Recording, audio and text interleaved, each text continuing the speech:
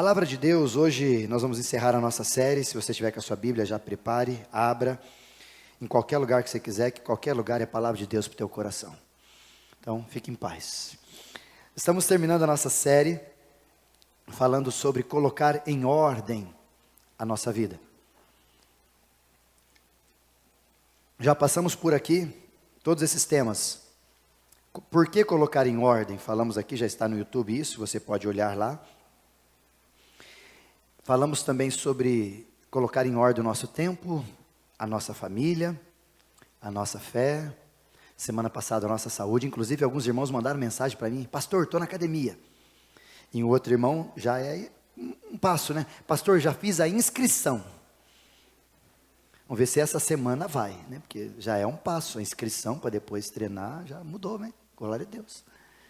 E espero que você tenha cuidado. O pessoal da cantina falou: pastor, o senhor derrubou nós. Falou sobre saúde, cuidado com a alimentação e tudo, e o pessoal da cantina, com todo carinho, fez um pastel.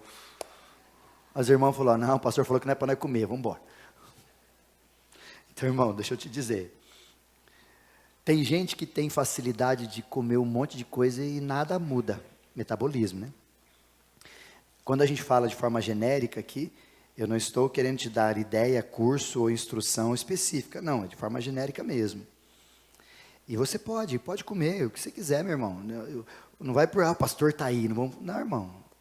É você mesmo, o cartão de crédito é seu, a vida é sua, a saúde é sua. Eu não quero te constranger a isso, né? Pelo contrário, quero te ajudar. Quero fazer com que você viva nessa dinâmica e a gente vai fazendo isso junto.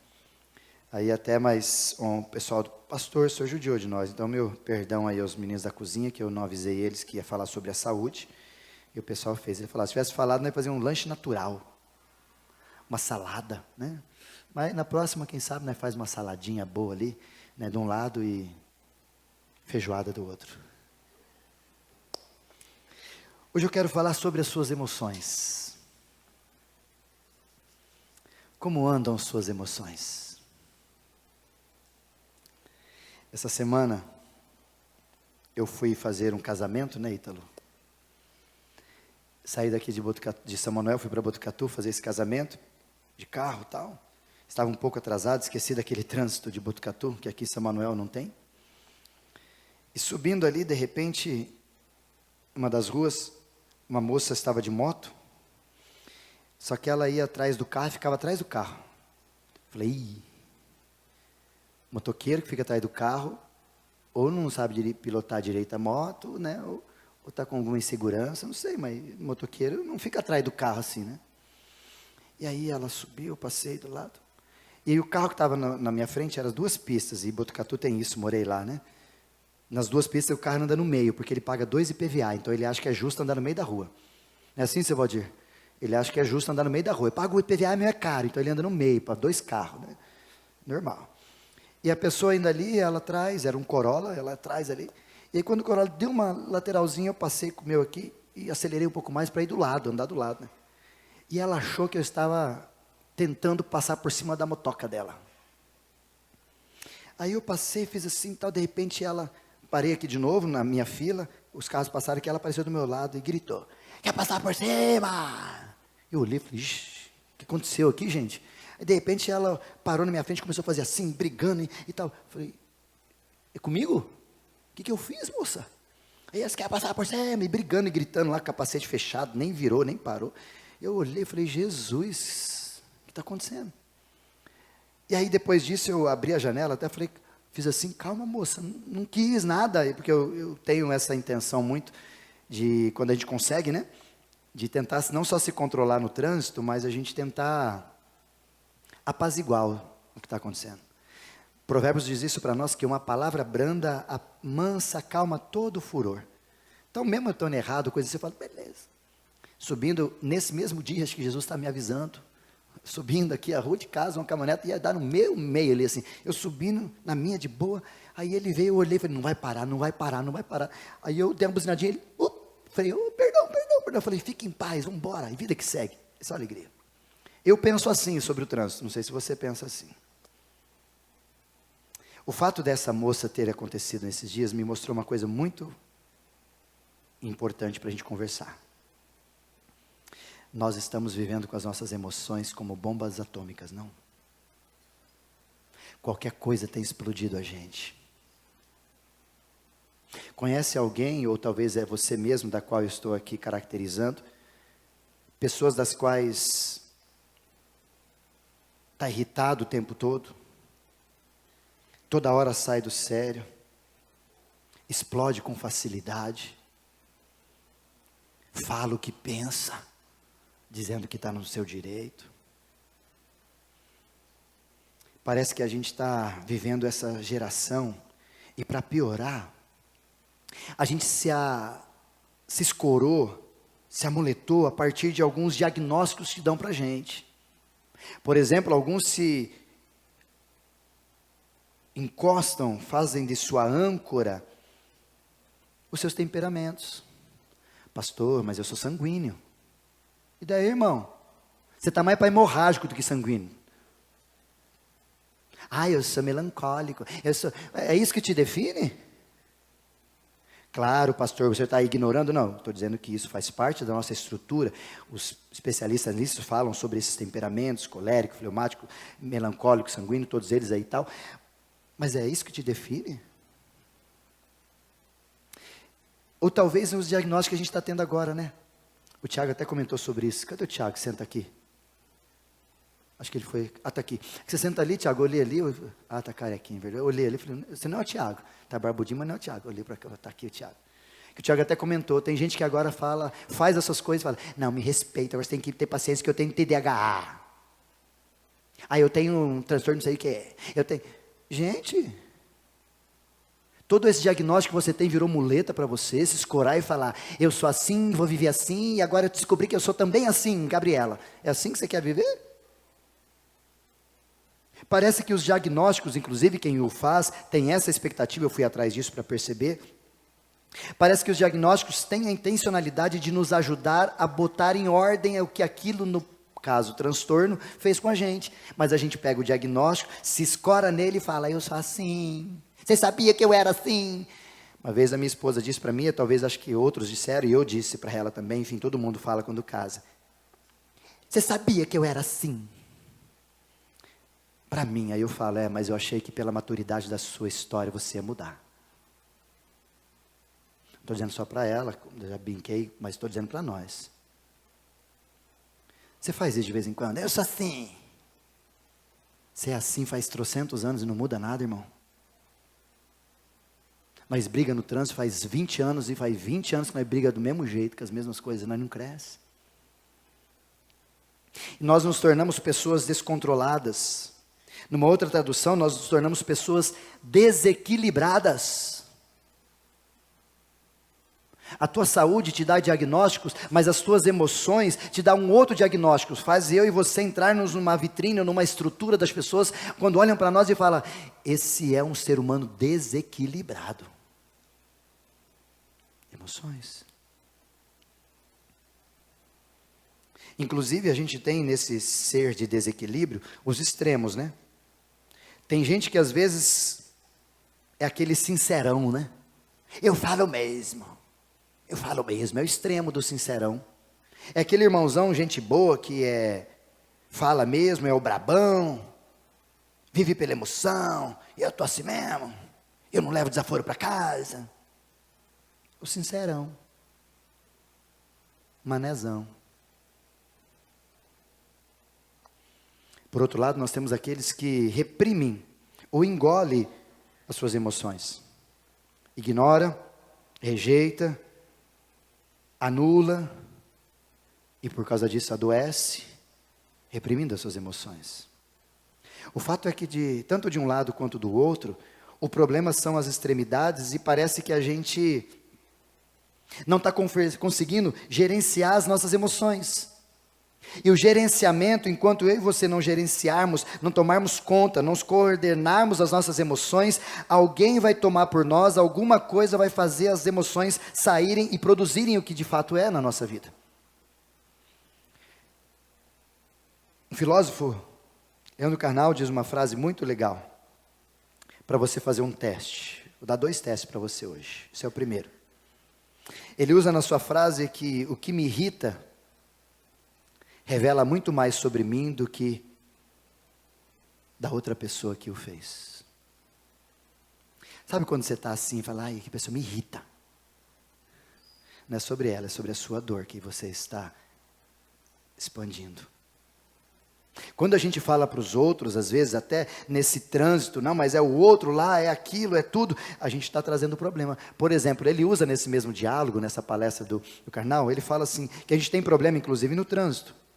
Quando as pessoas usam e nos irritam por causa das palavras que falam. Por exemplo, no trânsito, às vezes, usar uma expressão dele que ele diz, às vezes a vida da minha mãe sexual, a vida sexual da minha mãe se torna duvidosa diante dos lábios dos outros. Você entendeu o que eu quis dizer?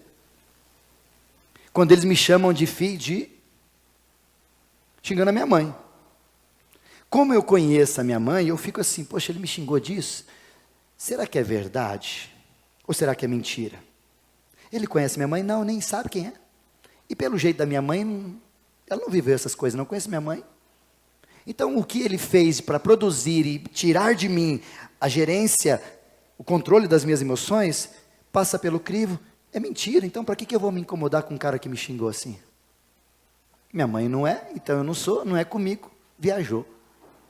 Ou talvez quando ele chega para você e ele fala um pouquinho da sua opção sexual e chama você de seu. Aí você olha, nossa, de onde que ele está vendo isso? Ô louco. Então não é verdade, é uma mentira, então não faz sentido tirar-me do sério. Ou talvez quando ele vai desconfiar da sua vida amorosa com seu relacionamento e chama você daquele né? Oh, seu, isso aí é o que mais sai, né? Aí você olha e fala, como é a moça, eu falei, é para alguém? Que não é comigo. Confio na minha esposa, sei como é que é, isso aí não é para mim, então não é verdade. E se não é verdade, não me ofendo. Se é mentira, não me ofendo. Se não é verdade, não me ofendo. Ou seja, por que eu vou permitir que os outros tirem de mim a paz da qual eu tenho convicção e controle sobre as minhas emoções? Por que a gente faz isso? Por que a gente não consegue equilibrar, governar as nossas emoções? Infelizmente, a gente precisa entender que a gente não se altera por coisas desimportantes. A gente deveria não se alterar por coisa que não vale nada.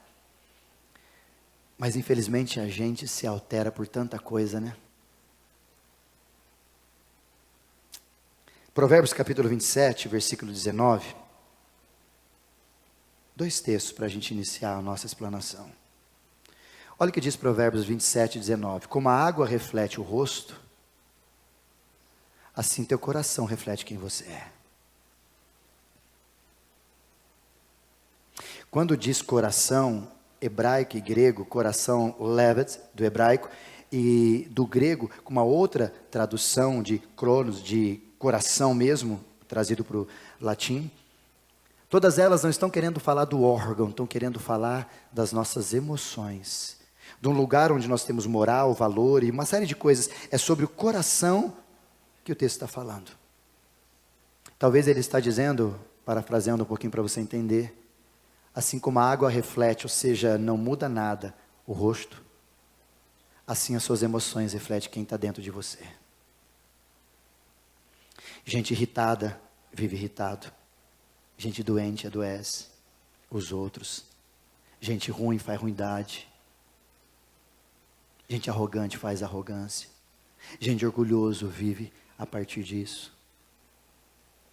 Em Mateus, capítulo de número 12, Jesus corroborando com esse texto, no versículo 34, faz a frase mais linda sobre esse texto. Raça de víboras, miserável, como podem vocês, sendo mal, dizer coisas boas? A boca fala do que está cheio o coração. Ah, pastor, mas não é a minha intenção. Eu me preocupo em olhar intenção. Eu falo isso todo tempo com muita gente. Eu me preocupo em olhar comportamento. Porque de intenção e boa palavra, Satanás também faz.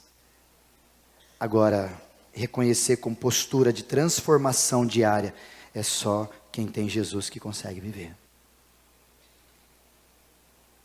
Por isso que a sanidade de quem eu sou é revelado nas minhas emoções. As suas emoções vão dizer muito quem você é.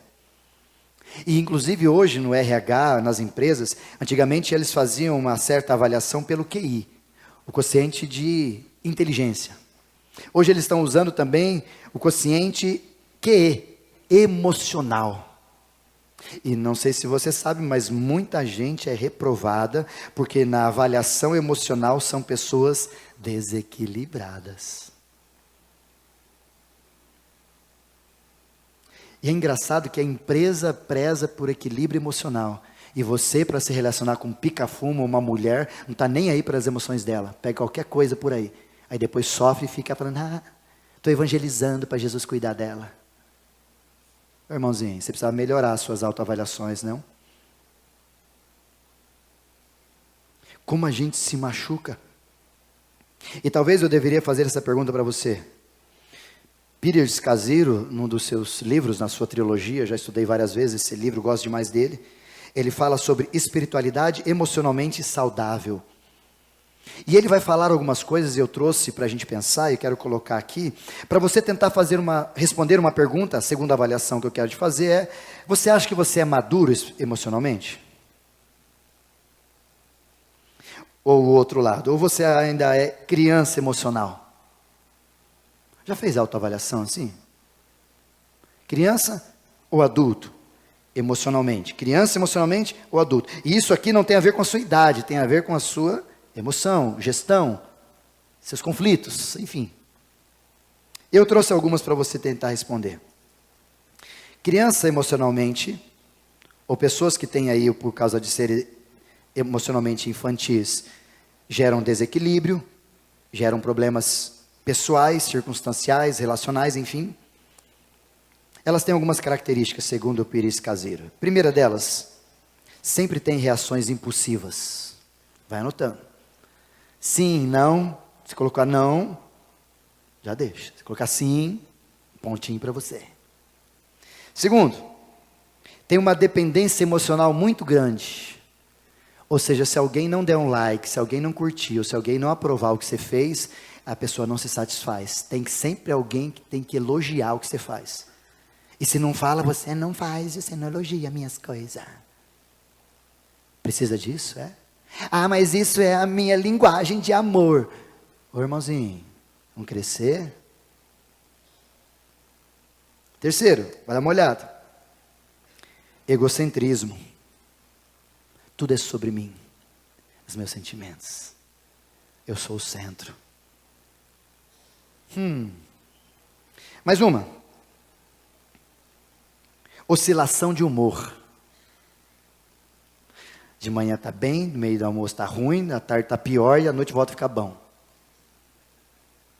Mas tem alguns que são bons, né? Uma semana está ruim, outra semana está pior, outra semana está ruim, no final do ano fica bom. Eu brinco às vezes, nós homens com as mulheres, quando a mulherada está nos dias onde os hormônios estão um pouco descontrolados, vou usar essa expressão.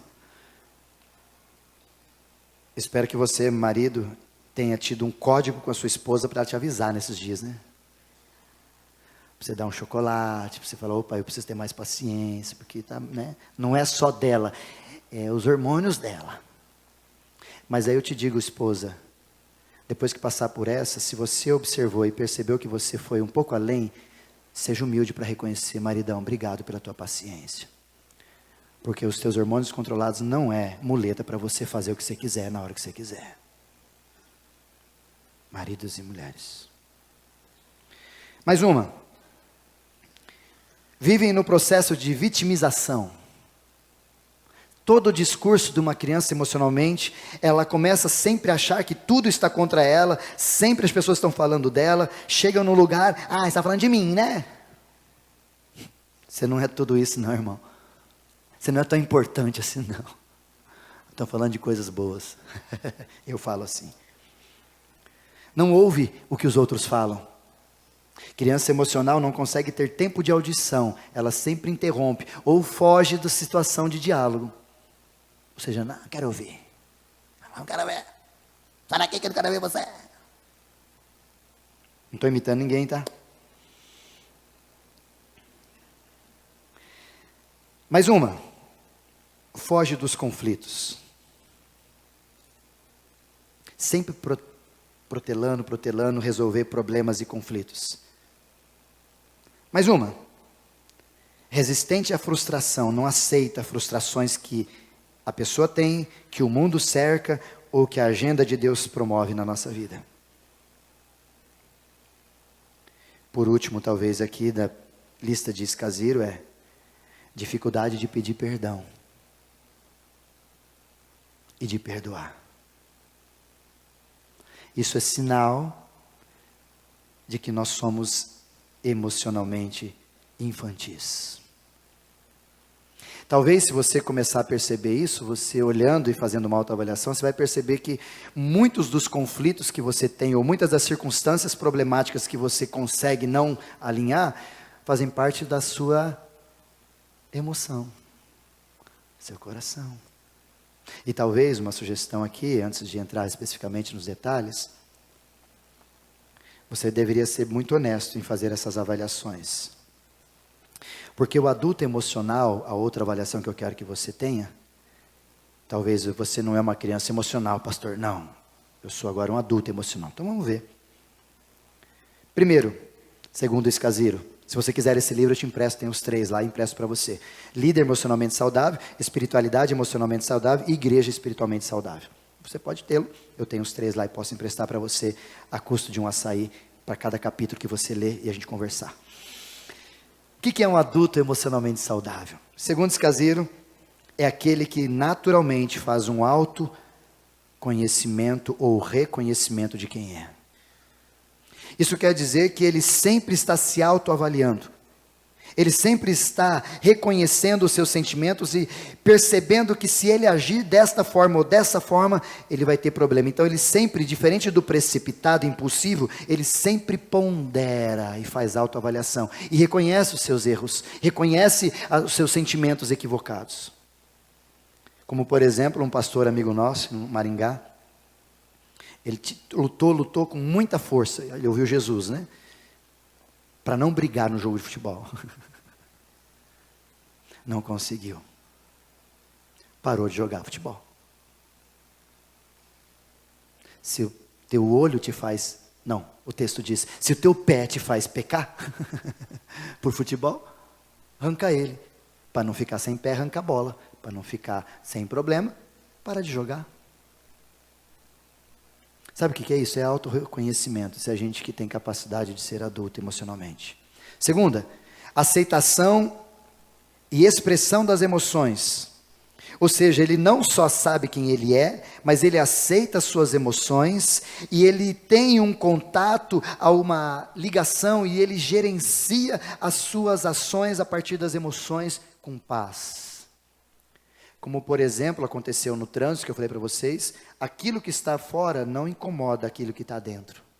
Porque o que está dentro é blindado, para não permitir que o que está fora me incomode. Vou falar isso já.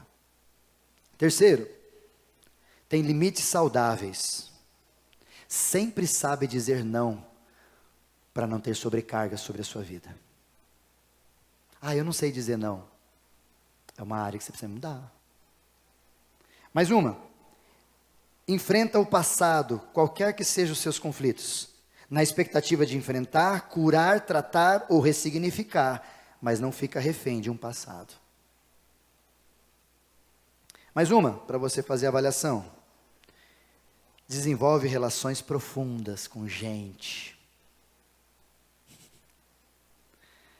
O emocional não faz essa mesma estrutura, porque ele fica, será? Eu vou me machucar de novo. Não, mas se eu me der, depois vai me abandonar. Mais uma. Equilíbrio entre trabalho e descanso. Ele sabe fazer, sabe dosar. Porque ele sabe que descansar também é gerenciar as suas emoções e cuidar de si. Pastor, mas tem que trabalhar para pagar as contas. Meu irmão, quem que fez as contas? Satanás? Pegou seu cartão, saiu fazendo as contas? Quem te deu a luxúria de pensar que você tem que ter isso aqui e não isso aqui? Satanás? Não, foi nós, pecado, nós mesmo. E por último, mas não menos importante, O adulto emocional, ele sempre integra a sua fé com as suas emoções. Porque uma das variáveis, não vamos falar isso agora, mas mais para frente nós vamos falar disso, uma das variáveis das emoções, das 5 emoções existentes que os especialistas falam que tem, as outras variáveis fazem parte disso, inclusive, abre aspas aqui, do medo faz parte a variação, uma delas é preocupação e ansiedade. Variação do medo. E Jesus fala sobre isso. Paulo fala sobre isso. Mateus capítulo 6, Jesus vai dizer, não andeis ansiosos por coisa alguma. Tanto como que é a vez de comer ou como que é a vez de vestir. Não é a vida de vocês mais importante que todas essas coisas? E ele vai fazendo uma explanação no versículo 23 para frente, e fazendo essa explanação dizendo para nós, olha como os lírios do campo estão lindos e hoje estão, amanhã já não estão. Será que vocês não valem muito mais do que isso para mim? E aí Jesus fecha esse trecho dizendo assim, por que vocês são assim, homens de pequena fé? Fé, emoção, espiritualidade, emocionalidade.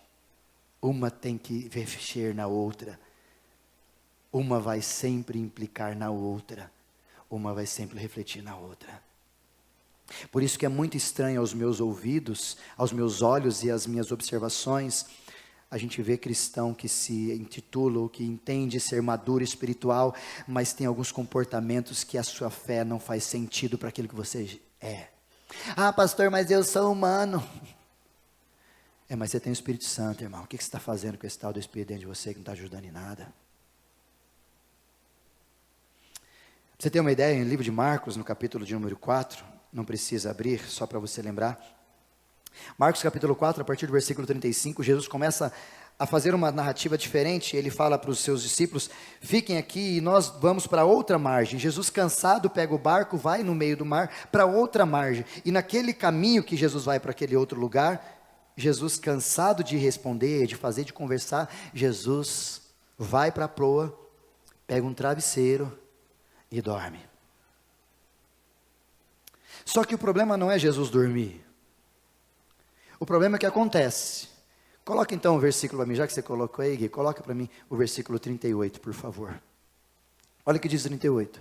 Jesus na polpa, dormindo com a cabeça sobre um travesseiro. Bota o 37. Levantou-se um forte vendaval e as ondas se lançaram sobre o barco de forma que começou a encher de água. Tempestade, o bicho pegou. E o que Jesus estava fazendo, irmão? Dormindo. Seja bem honesto, você naquele barco, você ficaria feliz olhando Jesus ali? Ou você falaria igual eles falaram, mestre, tu não está nem aí? Alô? Está afundando, todo mundo tirando água, e o senhor dormindo? Mateus também repete esse mesmo texto, os dois evangelistas falam sobre essa passagem, mas Marcos dá esse detalhe quando ele diz, não te importa, porque nós vamos morrer, ou seja, o senhor não está preocupado com isso. Olha o que diz o versículo 39, por favor, Gui. Então Jesus se levanta. Se eu fosse Jesus, gente, não pode nem imaginar.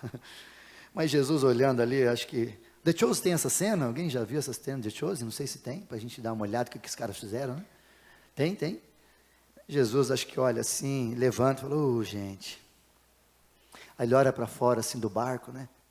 E ele diz exatamente o que diz o texto. Aquieta-te. Acalma. Estou querendo dormir. Palavras de Isaías.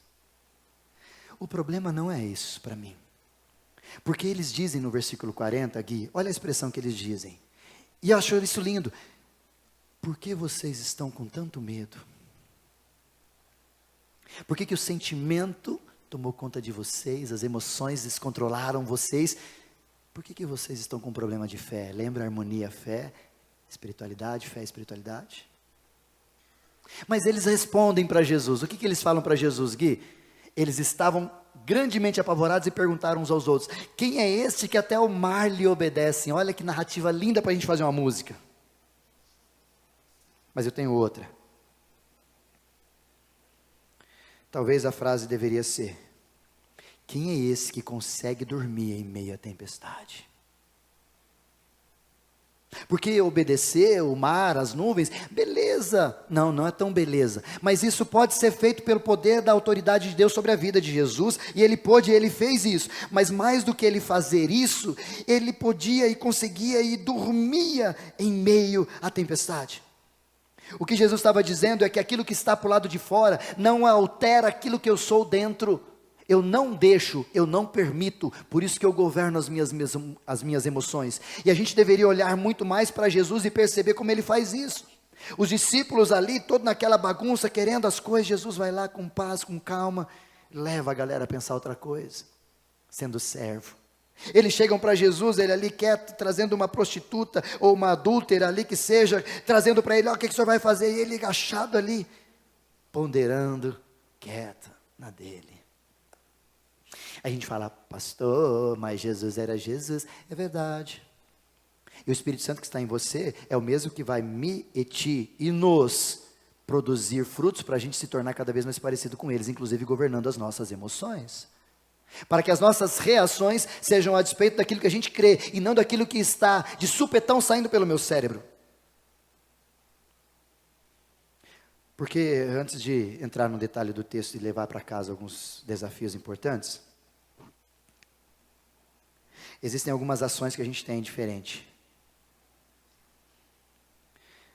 Nós somos, às vezes, por ser ser humano, levados pelos instintos. O que são os instintos? São coisas que eu e você somos ou fazemos a partir da natureza instintiva que temos. Por exemplo, tem muita gente que pelo instinto se aprofunda de sexualidade. Ou se perde na sexualidade. Porque o seu instinto, eu tenho vontade, eu tenho isso. Nós, homem inclusive, é igual cachorro, às vezes. Quando é dominado pelo instinto. Não pode sentir o cheiro de uma presa. Instinto. Prematuro, ser humano, mais sendo ser do que humano. Porque nós não somos moldados só de instinto. Cachorro sim, mas não é cachorro. E talvez tenha um instinto progressivo, vamos dizer assim, que talvez tenha no bichinho chamado macaco.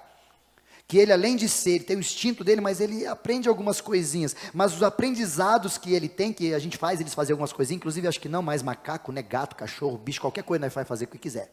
Nós molda eles do jeito que a gente gosta, né? E a gente vai fazendo isso, e eles vão um pouquinho mais do que instinto. Mas chega no final da história, ainda é instinto. Porque é isso que eles são. Aí chega no ser humano, a gente é moldado, projetado por Deus, e Gênesis diz isso, façamos o homem a nossa imagem e semelhança. E nos deu emoções, nos deu sentimentos, e disse, governe sobre os seus sentimentos. E a gente faz o quê? Deixa a emoção de lado, proposta para trás, e instinto.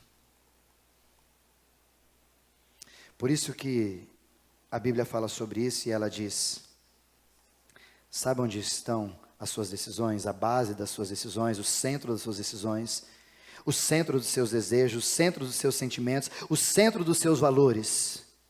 Segundo a palavra de Deus está no teu coração. Livro de Provérbios, capítulo 4, por favor. Quero que você grife esse texto na sua Bíblia, que nós vamos diluí-lo de alguma forma nesse instante. Provérbios, capítulo 4, versículo 23. Por favor, Gui. Olha o que diz esse texto. Acima de tudo, ou talvez na outra tradução, na sua, acima de todas as coisas, guarde o seu coração. Guarde o seu coração. Porque o conceito de guardar e proteger, a ideia de que ali é o centro, é a fonte, é ali que origina toda a minha vida, a vida como resultado de quem sou, ou seja, tudo que eu sou passa pelo meu coração, todas as coisas, inclusive quando Jesus diz a boca fala por causa do coração, o reflexo do lago, do rio, das águas, é por causa do meu coração, ela não mente.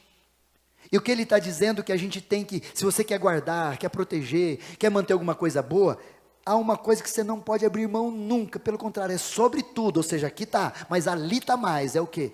O teu coração. E a gente faz isso.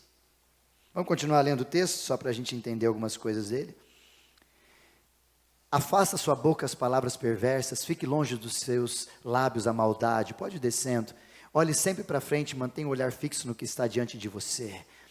Considere a vereda que os seus pés tomam e seja firme em todos os seus caminhos. Vamos entrar nisso aí já já. Mas eu quero trazer uma ideia para você entender perfeitamente algumas coisas que precisam ficar claras. Todos os seus comportamentos nasceram de que por não ter sido resultado de uma consciência, eles fizeram-se várias vezes se tornaram hábitos. Então, eu vou de trás para frente. Os seus hábitos foram construídos por causa de comportamento. Você teve um comportamento ruim e fez várias vezes sem uma autoavaliação, se tornaram hábitos. Estão comigo? De trás para frente. Os seus hábitos os seus comportamentos são resultados do seu coração. Estão comigo? A partir do meu e do seu coração, para não perder aqui.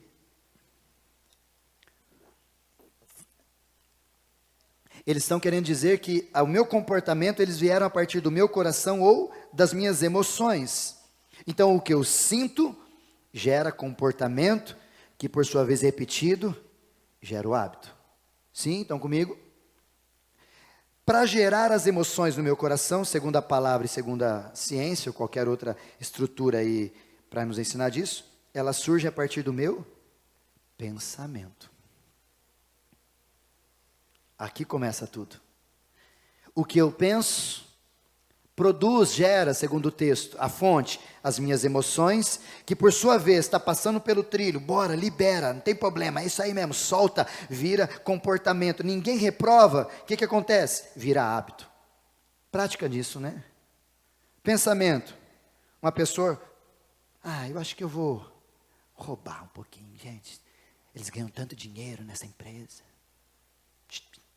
Emoção, você vê, nossa, é injusto o que eles fazem, nossa, emoção, pensamento. Ninguém atuou, e nem ele mesmo, no outro dia, que dá certo. Se torna um hábito.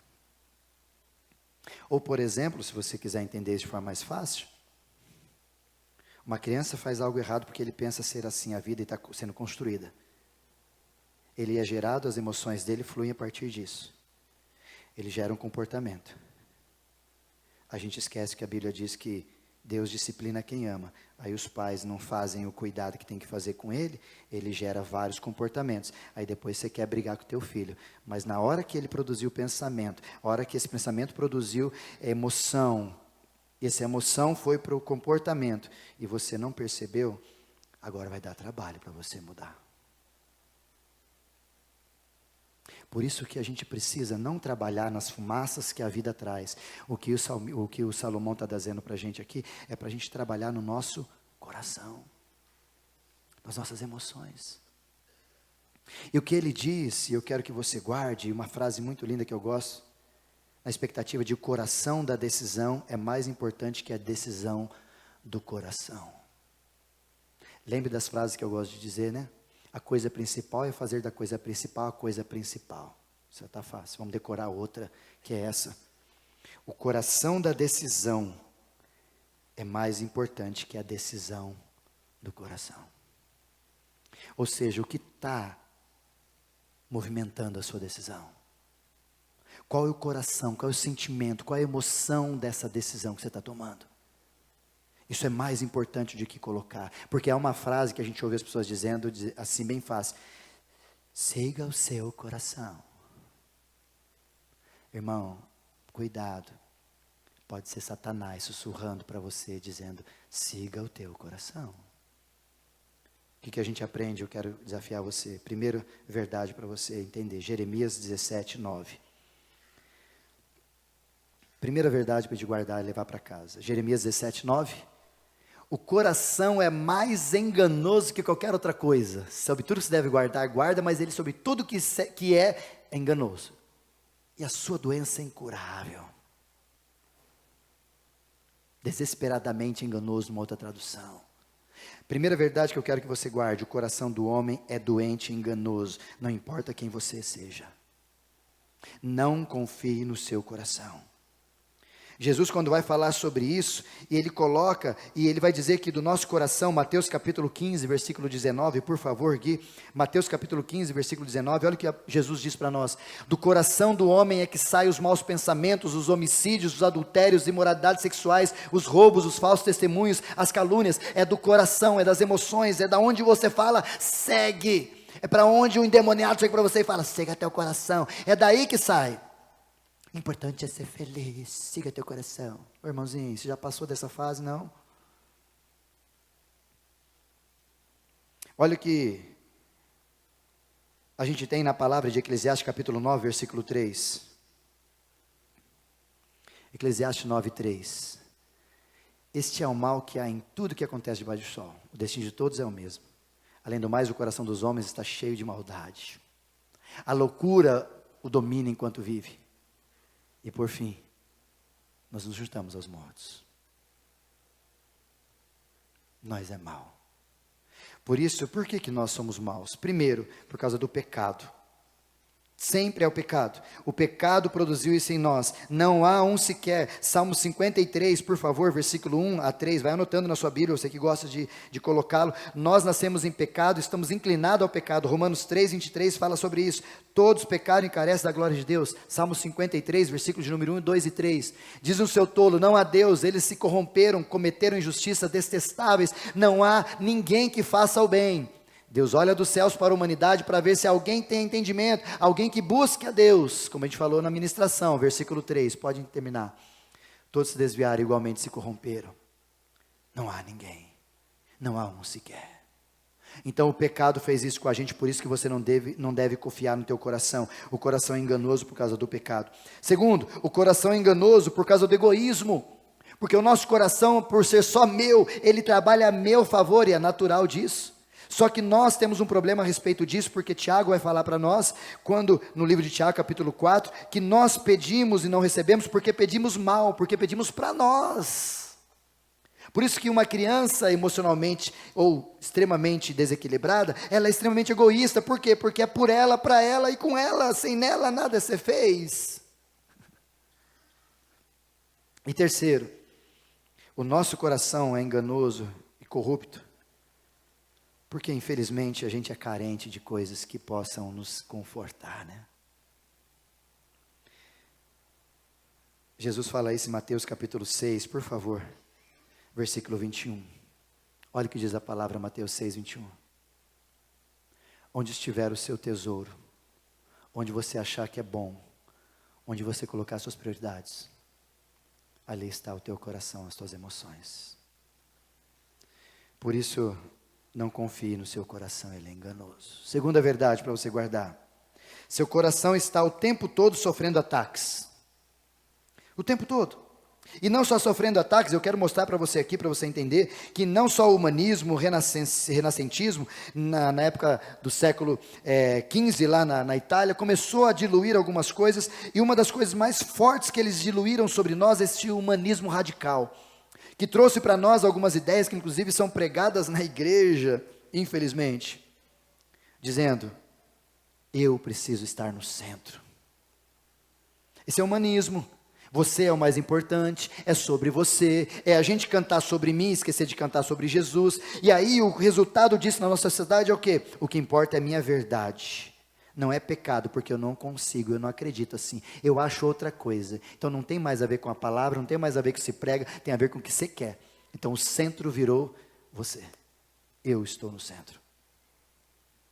E essa problemática é muito natural a gente perceber, porque faz muitos anos que Satanás tenta acessar o coração, o centro da vida de todos nós, as nossas emoções. E quando ele entra, ele influencia a gente. Aconteceu com Judas, lá no texto de João, capítulo 13, versículo 2, quando a gente olha no texto, por favor, Gui, João, capítulo de número 13, versículo 2, olha o que diz o versículo sobre Judas. Está comigo, Gui? Gênesis capítulo de número 13, versículo 2. Estava sendo servido o jantar e o diabo havia induzido Judas Iscariotes, filho de Simão, a trair Jesus. Quem que induziu Judas? O diabo. E como é que ele fez isso? Olha o versículo 27, por favor, do mesmo capítulo. Logo Judas comeu o pão e Satanás entrou nele. O que você está para fazer, faça depressa, disse Jesus a Satanás, ou a Judas. O que deixa bem claro, e a gente precisa entender aqui, é que Satanás vai nas minhas e nas suas emoções, ele ataca para tentar desequilibrar e desestruturar. Porque você reagindo pelas suas emoções, você vai dar mau testemunho de que você crê. Porque você reagindo com mau testemunho do que você crê, você vai desprestigiar o teu evangelho, desprestigiar a cruz, e você vai contra a narrativa da palavra de Deus, de que quem é esse, quem faz esse, sou eu e você. Por isso que Satanás quer fazer isso várias vezes. O livro de Atos, capítulo 5, versículo 3, por favor, Gui. Atos, capítulo 5, versículo 3. Olha o que aconteceu com Ananias. Olha o que Pedro diz para Ananias. Por favor, Atos. Está comigo, Gui? Obrigado. Então Pedro perguntou para Ananias, como Satanás encheu o que, irmão? Seu coração, mexeu com as suas emoções. Para você mentir para o Espírito Santo. E guardar para você uma parte. Satanás induzindo, mexendo, induzindo. Onde? Ele sabe que aqui é o centro, só você que não sabe. Ele sabe e ele vai perturbar, só a gente que não sabe. Por isso seu coração está o tempo todo em ataque. Terceiro e último. Coração não se segue, se guarda e se protege. Coração não se segue, se guarda e se protege. Quando a gente observa o texto, quando ele diz sobre tudo que se deve guardar, a ideia não é colocar num lugar, a ideia é proteger, como Paulo fala isso aos Filipenses, como o Salmo 127 diz também, se o Senhor não guardar, se o Senhor não proteger a cidade, em vão trabalhos que edificam, se o Senhor não guardar a cidade, em vão vigia a sentinela, se o Senhor não proteger, se o Senhor não blindar, ou seja, se não houver esse guarda, essa consciência de que isso aqui é sério, é maravilhoso, é raro, a gente não vai conseguir. Por isso que o nosso coração precisa não ser seguido, mas ser protegido, ser guardado. E eu e você deveríamos levar mais a sério essa intenção, quando ele diz, guarda teu coração, proteja teu coração. Porque tua vida depende disso, o estado das tuas emoções, das tuas reações, o seu estado relacional depende disso, irmão. E ele fala e ele termina, e eu quero aqui colocar o que o texto diz, Provérbios capítulo 4, por favor, deixa ali para a gente. Como que eu posso guardar meu coração, então, pastor? O próprio texto diz, primeiro, cuide dos teus lábios. Pode colocar o versículo 24, por favor. Afasta a sua boca de palavras perversas, fique longe dos seus lábios maldade alguma. Sabe o que é isso? Cuidar dos seus lábios é você parar de ser murmurador. É você falar com essas palavras torpes. Segunda coisa que ele coloca, eu vou fazer rápido em vários textos, mas não vai dar tempo. Segundo, cuide dos teus olhos. Versículo 25, por favor, olha o que ele diz. Olhe sempre para frente. Mantenha os seus olhos fixos no que está diante de você. Como guardar o coração? Cuidando da janela da alma. O que você tem enxergado por aí? O que você tem buscado nas redes sociais e tem enchido a partir dos seus olhos? Olhe fixe para o lugar que você tem como propósito. Jesus fala sobre isso, que os olhos são as lâmpadas do corpo. Cuidado para você acumular imagens terríveis, problemas, estresse, a partir do que você enxerga. E terceiro e último, versículo de número 26. Considere a vereda dos teus pés. O que ele está dizendo é, tome consciência dos teus caminhos. O que você anda fazendo? Para onde você tem ido? E aqui tem a ver com duas situações. Primeiro, cuidado com os atalhos. Cuidado com os atalhos que as pessoas querem dar para você fugir do foco. Mas o segundo e também muito importante, cuidado com as suas amizades. Porque elas podem te aproximar de Jesus ou estragar você.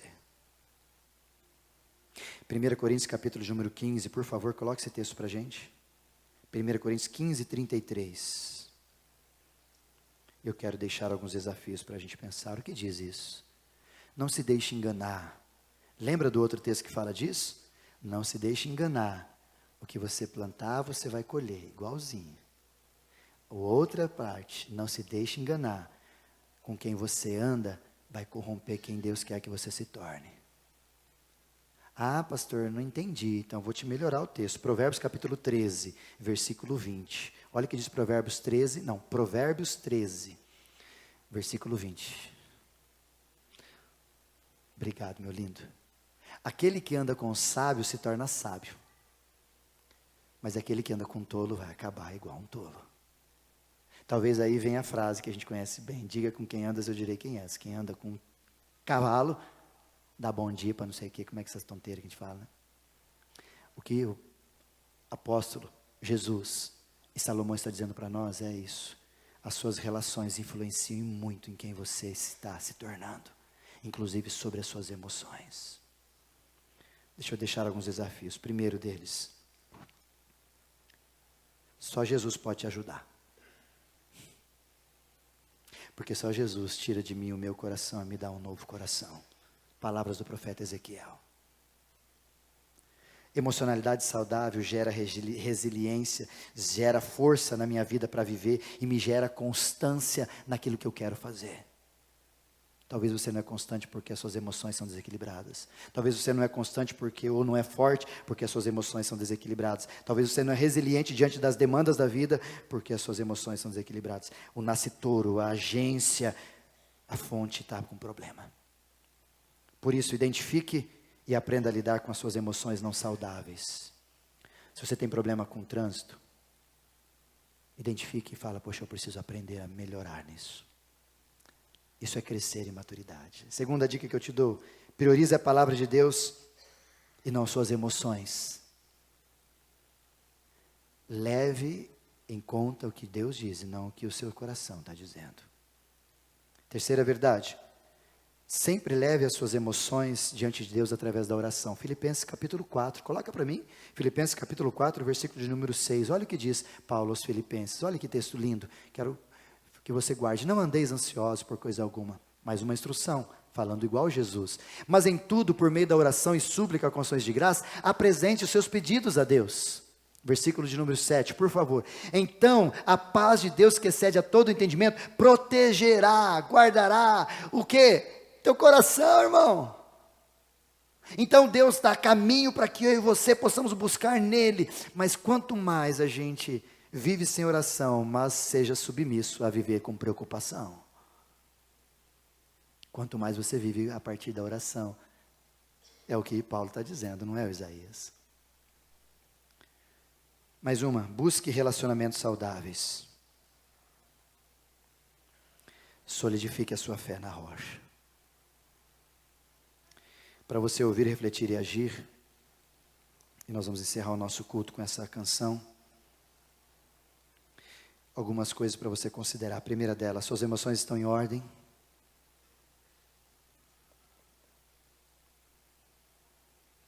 Mais uma pergunta para você fazer. Você está amadurecendo nas suas emoções, nos seus relacionamentos, ou você continua ainda criança emocional? Você tem percebido que você tem evoluído ou não?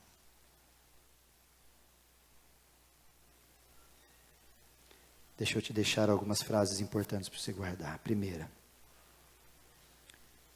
Deus te entende e se importa com as suas emoções.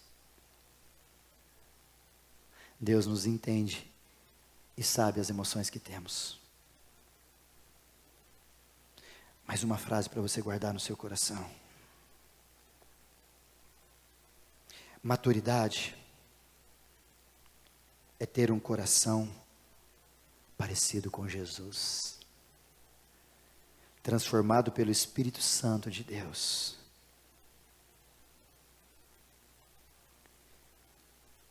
E terceiro e último, quando as suas emoções estiverem descontroladas, confronte-as, questione-as, passe pelo filtro da palavra, para que tanto você quanto eu sejamos assimilados pelo poder e a ação do Espírito sobre nossas vidas. Deus te entende a partir das suas emoções, mas Deus quer te moldar a partir da ação do Espírito Santo. É você que vai determinar isso no seu coração.